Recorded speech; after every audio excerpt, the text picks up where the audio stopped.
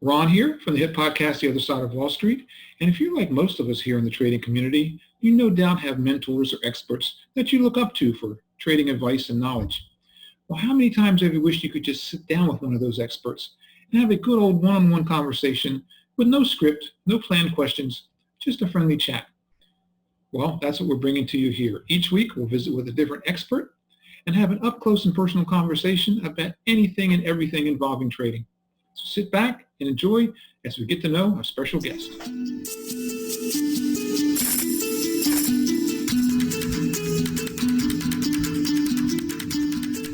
Good morning, everyone. Welcome to the Other Side of Wall Street. My name is Ron Harrison. I'll be your host again today. And today we have a very, very special guest.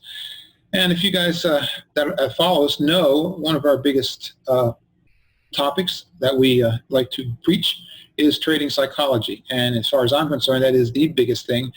And that is what Rande is involved. Rande, for those of you who don't know him, Rande is a trader psychologist. He has more than 15 years of practice as a licensed therapist and performance psychology coach.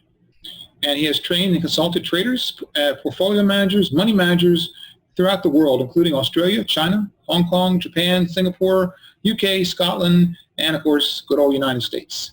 And he's also the author, I can't talk today, author of 4 books, including Mindful Trading and Managing Your Emotions and the Inner Game. So welcome, Rande. It's a thrill to have you here. Thank you. Thank you very much, Ron.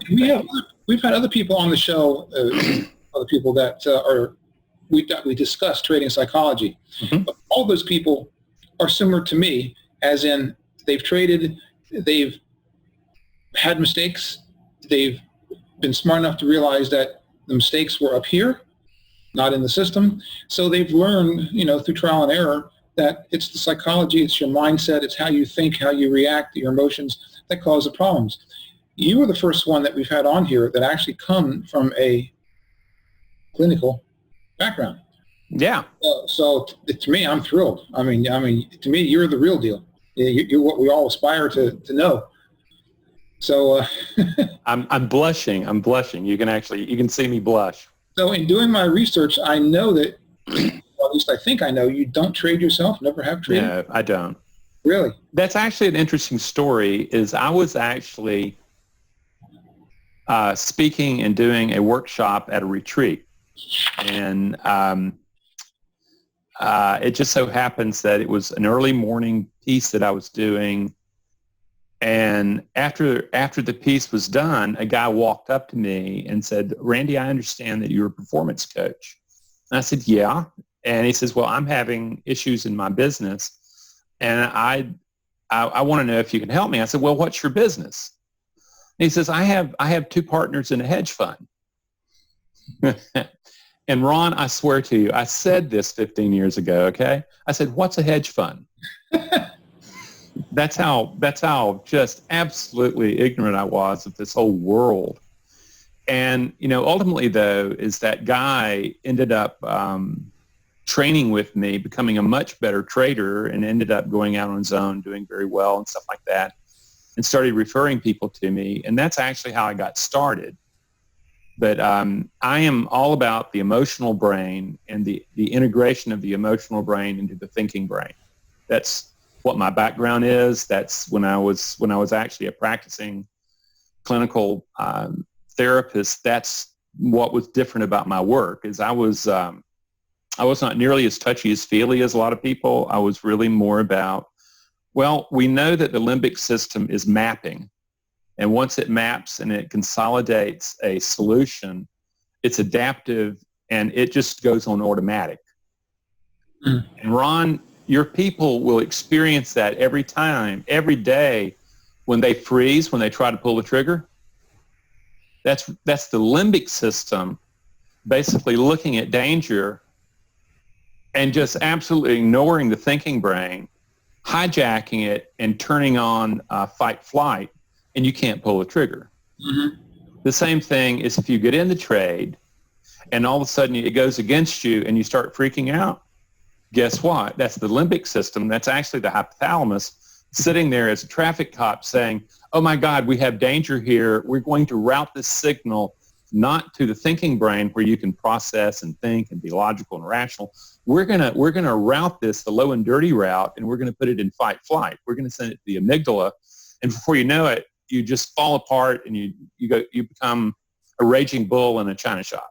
Mm-hmm. That's all limbic system. That's all emotional brain stuff, and the emotional brain sits beneath conscious awareness. We like to call that the subconscious, but it just doesn't think. What it does is it coordinates action between the environment, that would be the market, and you, the trader, and it's organizing and coordinating the action between those two, and it's looking for short-term survival. And as it moves through, it's locking in particular adaptive responses that to short-term survival work really well. You know, it allowed us to become the human beings we are and become the dominant species. But if you're looking to build a probability mind, you are so in the wrong place. So you get this thing, you realize is the brain that you brought to trading and the mind that comes out of that, no matter how good it's been before trading, is not going to be the brain and mind that allow you to find consistent profitability in trading. But that's how it started. It started with a hedge fund trader, and before you know it, it far more fascinating than working with clinical clients, you know, and it allowed me to really see the brain on uncertainty. And Ron, it changed my life forever. I had no idea when I got into this that my thinking was going to arrive where it is right now. And recognizing that what you'll hear from me in almost any venue I do is you don't control outcome. That's an illusion. What you can control is the mind that you bring into the moment of performance. Mm-hmm. That's the big deal. That's the edge. That's the psychological edge that drives whatever method edge that you have in your trading. Powerful stuff. But I would not enjoy trading. I would get bored pretty fast. But I like the mind on it. I like the mind on uncertainty. That's just simply, I live and breathe this stuff for the last 25 years. Well, you mentioned just a second ago about how it's made a change in you. Gosh. When we have our classes and I have my trading psychology, my mindset day, whatever you want to call it, I always tell people that how you do one thing, you do everything, typically. So yeah. I try to tell them if you're disorganized in your life, if you're emotional, over-emotional, if you don't have control of those faculties, that kind of thing, that's going to cause you problems. But chances are that's how you lead your life anyway. That's your everyday personality. And I tell them that possibly if you can work on it in this world of trading, in other words, learn to control your emotions, learn to realize what they're doing, how they're acting, maybe it might be kind of a journey of self-discovery and growth, because maybe it'll reverse and go the other way and start improving other parts of your life outside of trading. Oh, God, you so dead on the money. What happened is trading, particularly the trading account, exposes all your BS, all your beliefs, everything that's ineffective about managing probability.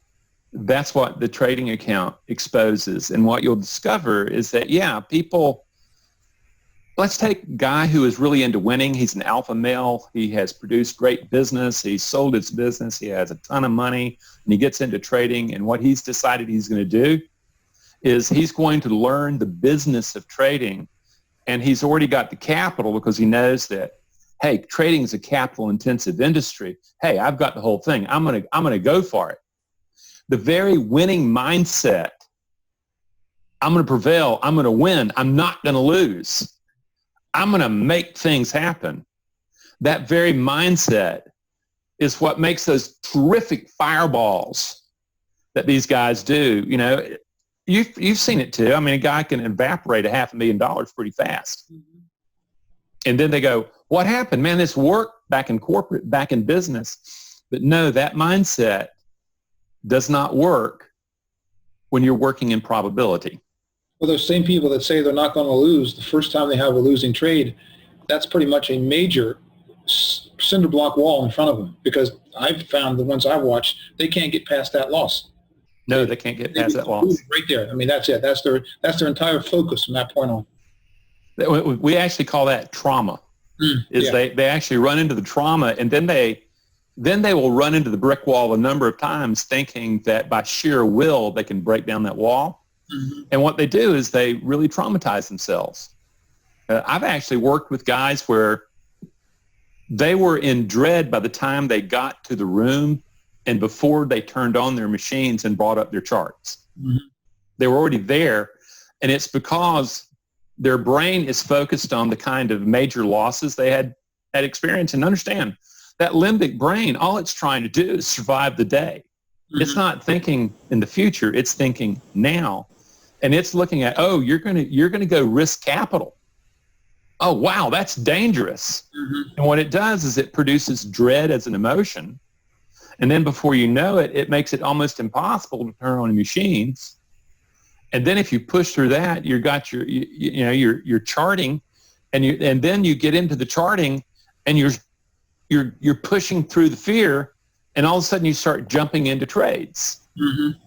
It's crazy, but that's actually a good bit of business that I work with when people are transitioning out of business and have been successful and into trading. It's brain surgery. Right. And they can be very easy from having a successful business and going into trading, which is, as we talked earlier, a lot of the decisions you make there are counterintuitive. So things that were working for them before, building a business, doing well, now are working, a whole different mind now. Totally against them. Yep. Yep. And the thing, though, is they've got the winning mindset, but they don't have the probability mindset, because when you get around really good traders, they are really good losers. Mm-hmm. They, when they see they made a mistake, they're going to take the loss and keep it small, mm-hmm. and they're going to move on. They're not going to have a back conversation about something that got away, and they're not going to deviate from their rules that allow them to trade successfully, because they know that the moment they start wiggling, mm-hmm. they're no longer trading, they're gambling. Right. And that's the part that blows them up. And it's just fascinating working with people and recognizing that what ultimately we're doing is we're taking what evolution has given us through natural selection, and what we're saying is well, that was really good for the world that we used to be in. The problem is trading is a very different world. Mm-hmm. And unless we become designers of the mind that we bring to manage uncertainty and risk and under stressful conditions, you can lose that money, mm-hmm. is that you never develop the mind that can produce the consistent profitability. Right. It can be taught, though. That's the crazy thing. Yep. And I try all the time, but yep. Now, you mentioned twice now, you mentioned the word gambling, and I always relate that to my students as Vegas. So you're also talking about probabilities. To me, that's why the gambling casinos do so well, because they know probabilities, the law of probabilities is in their favor, and they don't. Oh, absolutely. And plus they have a room there where they're watching you. Yeah. And if you start getting too good, what they're going to do is they're going to go ply you with some drinks. They're going to do something to interrupt that zone that you're in. But the trader needs to think the same way in probabilities. Yes. As long as assuming that they have a good trading plan, a good system, that they, like you said earlier, they limit their losses. And another thing that this word is going to lead to is the people that tend to not limit their losses, in other words, let their losses run because of fear, of pain, right, of pain of taking a loss. They're also the same people that tend to cut their winners short. Yep. Because they're afraid it's going to turn into a losing trade. So they end up being traders that their whole trading plan is big losses and little wins, and that doesn't last long. Wow. You'll see that is that I work with a group out of Sydney, Australia, where these are professional traders, and they would be really called portfolio managers.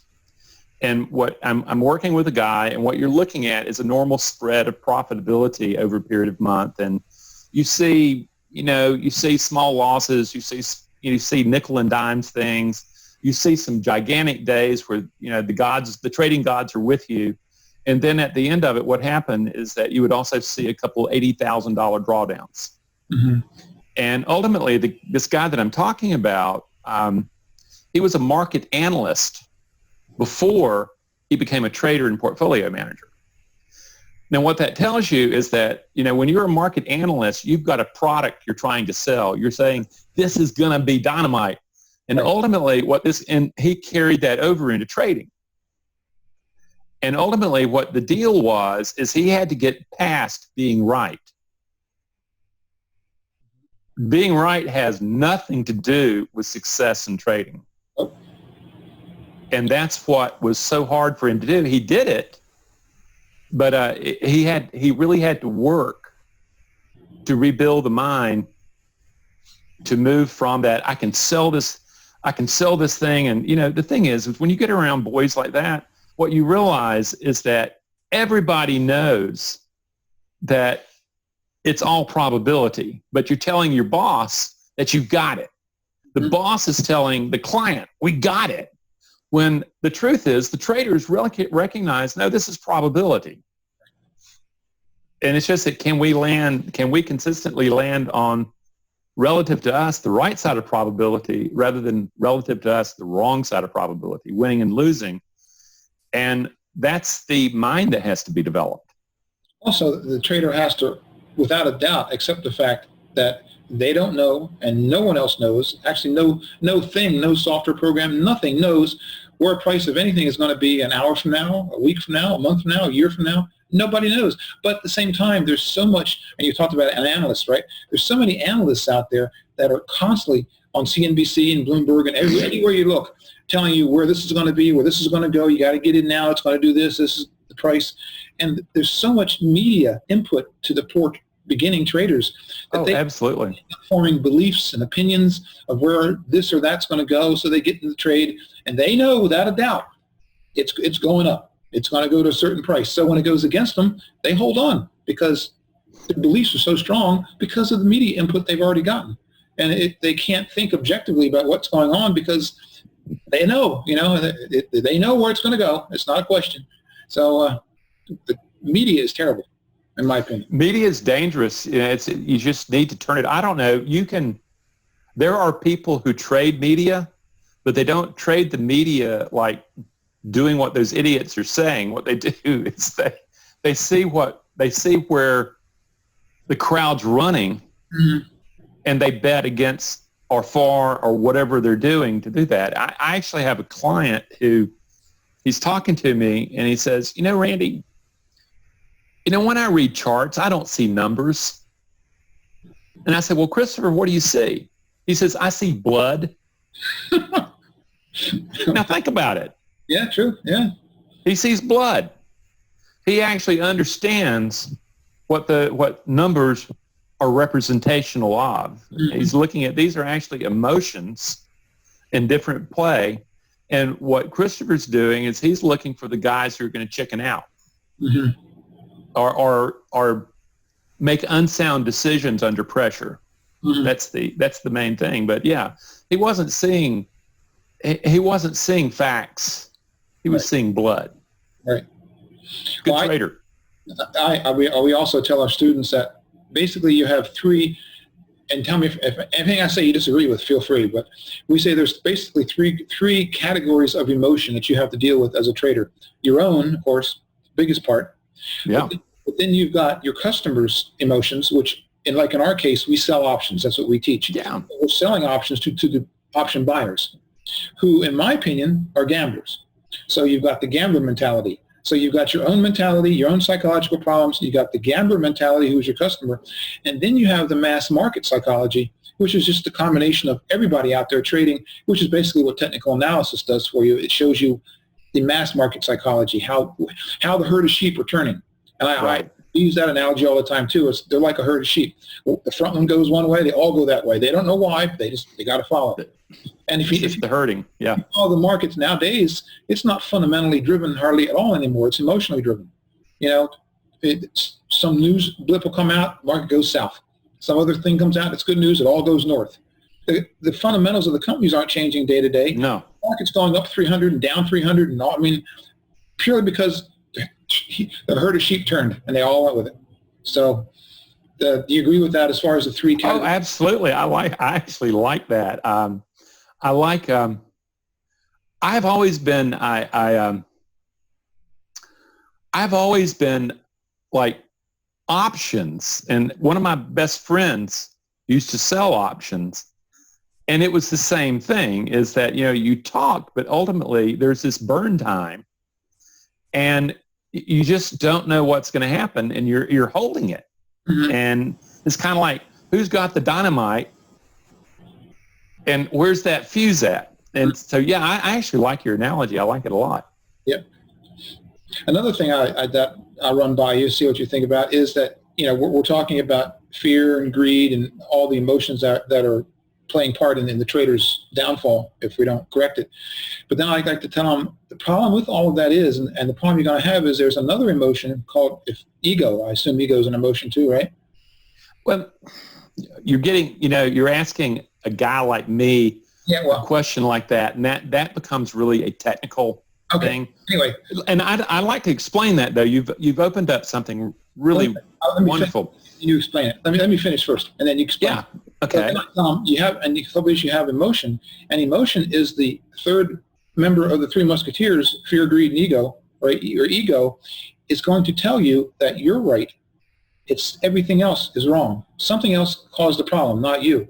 So by ego masking the actual problem of the fear and the greed and whatever else is going on, that's one problem you're going to have, because ego's always going to say you're right. So you're never going to look in that area because it's going to say it's something else. So anyway, so go ahead. Now. Yeah. First, I actually have found in my work, I don't see much greed. I see a lot of lust. Okay. Okay. And when you see people lunging into things, you can say, oh, that's greed, he's jumping. But if you look at it, is that, no, that's lust. And it's driving him to jump into things that a sane man wouldn't. And it just, the problem is that under stress, under the conditions of uncertainty and risk, and then you add stress to it, and that's what trading is. You have this confined amount of time that you can't wiggle out of. Right. And my dad smoked Camel unfiltered cigarettes for 52 years. And he was convinced they were not bothering him until one day he shows up at the doctor, and the doctor says, something, Mr. Howell, you need to get your affairs in order. And, my dad just got all religious about quitting smoking and stuff like that. But the truth is he was toast. It caught up with him, but the time frame was so long that he was able to live in that deception. And the brain is set up to deceive you into believing all sorts of crazy things. Ego. And the work that I do, I call the ego is actually the historical organization of a self. Now that sounds weird, but if you understand that the emotional brain, the limbic system, is building a self that can survive a particular environment. And that process is pretty much over by age 6 or 7. It's organized it pretty good, and then you start seeing ramifications of it. So I would say that when you're looking at ego, you're looking at a particular organization of the self, and it just so happens it may be driven by a deep sense of having to win to prove the self, which is what I find with a lot of winners, is that they're deeply trying to matter. As a matter of fact, I don't have a business if it weren't for a bunch of guys somewhere between their 40s and their 60s and 70s who are still trying to prove to someone that they matter. And they're trying to prove it by saying, something, I can get into trading and I can make a whole bunch of money. Look at the numbers. And I can prove it. And I cannot tell you, I have a pretty good business, and that's what it's based on. It's a bunch of guys not learning how to tolerate and work with risk as they're growing up. And most of us end up in scarcity thinking. we don't want to, I've been an entrepreneur my entire life. I can't imagine working for somebody for any length. I've hated it when I've had to do it. And at the same time, I talk with people and they say, oh man, it's just so hard to let go of the paycheck. Mm-hmm. What if you see that scarcity mentality in there that the organism learned, incorporated it into his ego. And so what I would say is that what you're learning to do is you're learning how to, in the work I do, you're learning how to develop what I would call metacognition, the observer, where you're stepping back out of thought and you're beginning to go, oh, this is just one particular organization of my potential that I'm calling me because I've just never questioned it. The observer is so fused to it that I wouldn't even know to question, to examine this construction of a self that I am. Yet in trading, if you do not deconstruct the self, the ego, and reconstruct it to higher functioning, far probability thinking, you're in a world of trouble. So I'm not calling it an emotion because, when you talk to me, an emotion is a biological action potential that organizes or coordinates activity between an environment and an organism. It takes over mind. But you begin to see emotions, the only time you don't have an emotion is when you're dead. And so what we're looking to do is we're looking to say, okay, as we move into stress, as we move into the challenges of dealing with the unknown, okay, trading, is what mind are you bringing in there? Are you bringing the old mind, the old ego? Are you bringing a reformed organization of the self that's been retrained, okay, and is moving beyond winning and losing and is focused on performing? Right.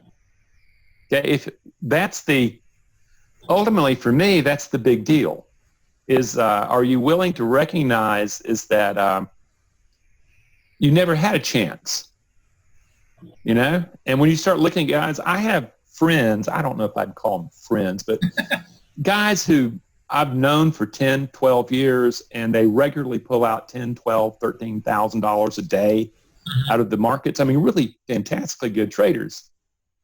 Most of those guys, if you look at them, a lot of them are high-functioning autistic. We would call them Asperger's. Mm-hmm, mm-hmm. And if you get around them, you wouldn't want to trade lives with them. You wouldn't want their home life, right. For sure. But yet their emotional architecture is just different, and you don't want that difference. Mm-hmm. They've just found a niche that it works incredibly well in, and I respect them. And at the same time, this guy that I'm talking about, guy's been married 3 times before, and it's just. Yep. And I prefer a guy who learns to manage his emotions and learns to be consistently profitable and can call forward the emotions under stress that give rise to the performance mind. And that can be taught. Mm-hmm. That's what's so crazy to me about all this stuff. This is not rocket science. Mm-hmm. And that this learning to reorganize what you would call the ego is it's going to happen anyway. We call it adaptation. Mm-hmm. And evolution, a lot of adaptation happens in natural selection, and the organism dies because they can't adapt. Mm-hmm. That's my dog. Okay? The other day, he and I are walking, and out where I live, we have a lot of deer. We have a lot of stuff like that. We live in a rural area. I've seen some of your videos where you're out. Yeah, I shoot around my house. And what happens is that Buddy and I are out. He sees the deer. He's 95 pounds, and he's after it. And fortunately, everybody knows Buddy. Everybody knows me in our small little subdivision. And the car that was zooming down the hill could have easily have collided with Buddy stops. And Buddy goes on and chases the deer, and it takes me 15, 20 minutes to get him out of the woods, okay? But the thing is Buddy is not going to change. Mm-hmm. Evolution will change him by natural selection. It will stop his genes from moving into the, he's not going to be moving any genes into the future anyway. But the thing is that you and I are different as human beings. The difference is that we can really redesign literally the way the brain interacts with uncertainty and risk and short intervals. We can do that. It's not that hard. And yet, give me the next gizmo that comes up and blah, blah, blah, and I'm on that. And Randy, you know something? When I make enough money to use you, I'm going to hire you. And I'm going, boy, is that a loser's tale or what?